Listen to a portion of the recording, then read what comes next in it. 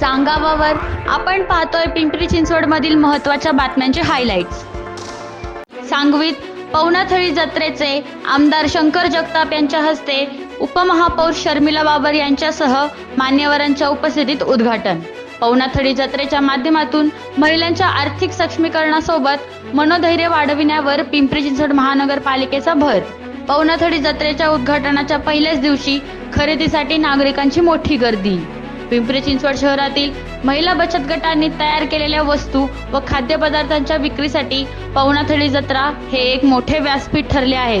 जत्रेत सहभागी असलेल्या स्टॉल धारक महिलांनी आपला व्यवहार डिजिटल पद्धतीने करावा, ज्यामुळे भारतीय अर्थव्यवस्थेला हातभार लागेल। पिंपरी चिंचवड महापालिकेच्या सर्वांगीण विकासासाठी भाजपा सज्ज। 3.5 वर्षाच्या प्रशासकीय कार्यकाळानंतर पिंपरी चिंचवड महापालिकेत विषय समित्यांची स्थापना होत असून शहराच्या पुढील विकासाची दिशा ठरवण्यासाठी हा महत्त्वाचा टप्पा आहे। शहराची लोकसंख्या, वाढत्या पायाभूत गरजा आणि आर्थिक नियोजनाची व्याप्ती लक्षात घेता सक्षम व दूरदृष्टी असलेले नेतृत्व समित्यांमध्ये असणे आवश्यक आहे।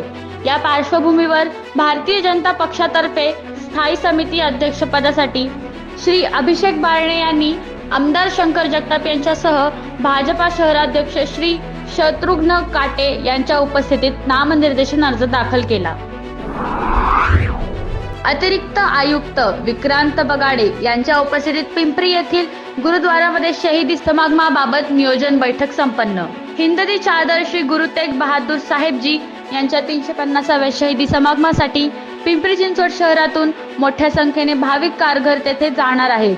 त्या पार्श्वभूमीवर त्यांच्या प्रवास दरम्यान कोणतीही अडचण निर्माण होऊ नये यासाठी महापालिकेच्या वतीने सुयोग्य नियोजन करण्यात येत आहे।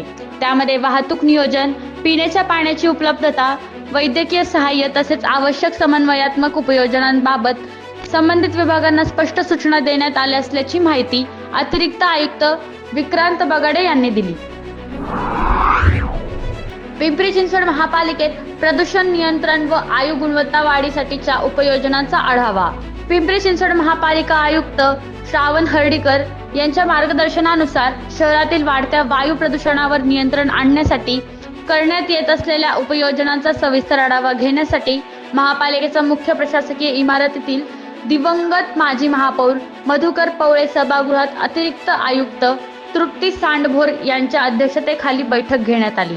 महापालिकेतील विविध विभागांनी समन्वयाने काम करून प्रदूषण नियंत्रणाची गती वाढवावी, तसेच प्रदूषणाची संबंधित नियमावलीची व्यापक जनजागृती करण्यात यावी, असे स्पष्ट निर्देश या बैठकीत अतिरिक्त आयुक्त सांडभोर यांनी दिले। क्रांतीसूर्य महात्मा ज्योतिराव फुले व भारतरत्न डॉक्टर बाबासाहेब आंबेडकर विचार प्रबोधन पर्व नियोजनासाठी शहरातील सामाजिक संघटनाची महत्त्वपूर्ण बैठक पार। माता रमाई स्मारकाचे भूमिपूजन 11 एप्रिल रोजी होणार।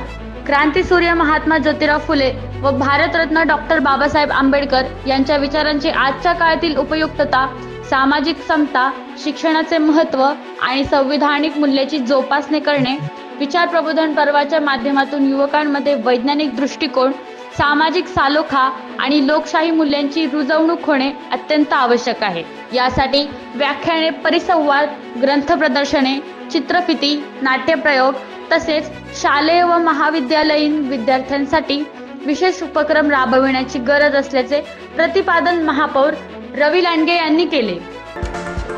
या होत्या आजच्या पिंपरी चिंचवड मधील महत्त्वाच्या बातम्यांचे हायलाइट्स।